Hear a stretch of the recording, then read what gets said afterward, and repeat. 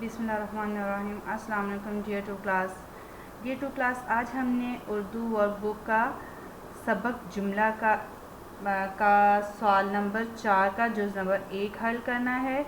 वो है लफ्ज़ क्या होता है। तो बेटे हमने पढ़ा है ना, जुमले में हमने ये पढ़ा है कि लफ्ज़ क्या है। इसका आंसर क्या है?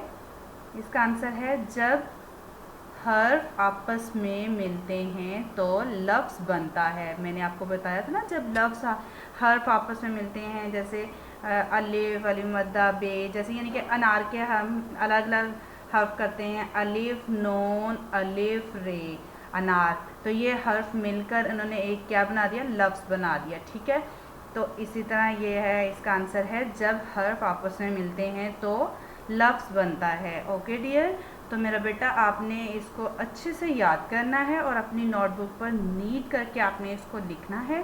ठीक है, और आपने इसकी प्रैक्टिस करनी है बार बार, ताकि ये आपको अच्छे से याद हो जाए। ओके मेरा बच्चा, इसको आपने बहुत अच्छे से याद करना है। वेरी गुड, शाबाश।